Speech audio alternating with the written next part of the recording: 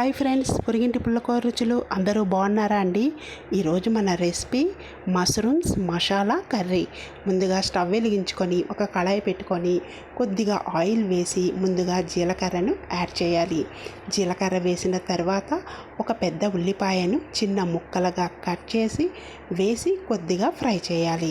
ఇలా ఉల్లిపాయ ఫ్రై అవుతుంది కదా, ఇప్పుడు ఇందులో మనం ఒక 10 జీడిపప్పులను యాడ్ చేసుకోవాలి. జీడిపప్పు కూడా కొద్దిగా కలర్ మారేంత వరకు బాగా ఫ్రై చేయాలి. జీడిపప్పు ఫ్రై అయిన తర్వాత ఇప్పుడు ఇందులో మనం ఒక 2 పెద్ద టమాటాలను చిన్న ముక్కలుగా కట్ చేసి యాడ్ చేసుకోవాలి.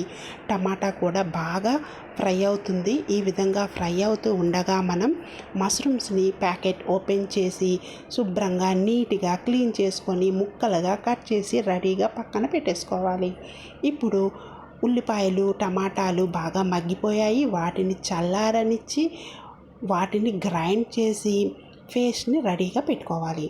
ఇప్పుడు స్టవ్ మీద అదే కళాయిలో కొద్దిగా ఆయిల్ యాడ్ చేసుకొని ఉల్లిపాయలు పచ్చిమిరపకాయలు వేసి తాలింపుని బాగా ఫ్రై అయిన తర్వాత 1 టీ స్పూన్ అల్లం వెల్లుల్లి పేస్ట్ని యాడ్ చేసుకోవాలి.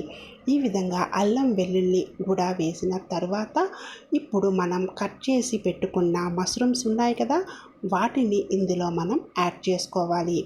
ఈ విధంగా క్లీన్ చేసి కట్ చేసి పెట్టుకున్న మష్రూమ్స్ని యాడ్ చేసిన తర్వాత కొద్దిగా కలిపి 1 నిమిషం పాటు ఫ్రై అయిన తర్వాత 1 టీ స్పూన్ రాళ్ళ ఉప్పు 1 టీ స్పూన్ కారం వేసి బాగా మగ్గనివ్వాలి. ఇలా ఉప్పు కారం వేసిన మష్రూమ్స్లో ఆయిల్లో కొద్దిగా ఫ్రై అవ్వనివ్వాలి. ఇలా ఫ్రై చేయడం వల్ల మంచి టేస్ట్ అనేది బాగా వస్తుంది. ఇలా బాగా ఫ్రై అయిన తర్వాత ఇప్పుడు మనం రుబ్బి పెట్టుకున్న టమాటాలు ఉల్లిపాయలు జీడిపప్పుల పేస్ట్ ఉంది కదా, ఈ పేస్ట్ని ఇందులో మనం యాడ్ చేసుకోవాలి. ఈ విధంగా ఆయిల్ బయటికి వచ్చిన తర్వాత ఇప్పుడు మనం ఈ పేస్ట్ని యాడ్ చేస్తున్నాం. ఇలా యాడ్ చేసిన తర్వాత బాగా కలుపుకోవాలి.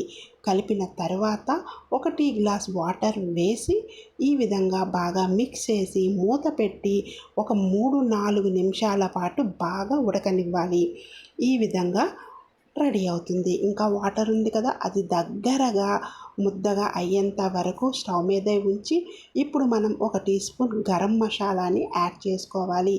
గరం మసాలా వేసి బాగా కలిపి ఒక 3-4 నిమిషాల్లో చక్కగా నీరంతా ఇంకిపోతుంది. ఇప్పుడు మనం కొత్తిమీరను వేసి మళ్ళీ ఒకసారి బాగా కలిపేసుకొని ఇంకా దగ్గరగా ముద్దగా రెడీ అయింది కదా, మష్రూమ్స్ మసాలా కర్రీ రెడీ అయిపోయింది. ఇప్పుడు మనం సర్వింగ్ బౌల్లోకి తీసి సర్వ్ చేసేయడమే. చాలా టేస్టీగా ఉంటుంది. ట్రై చేయండి. Please like, share, subscribe my channel. Thank you.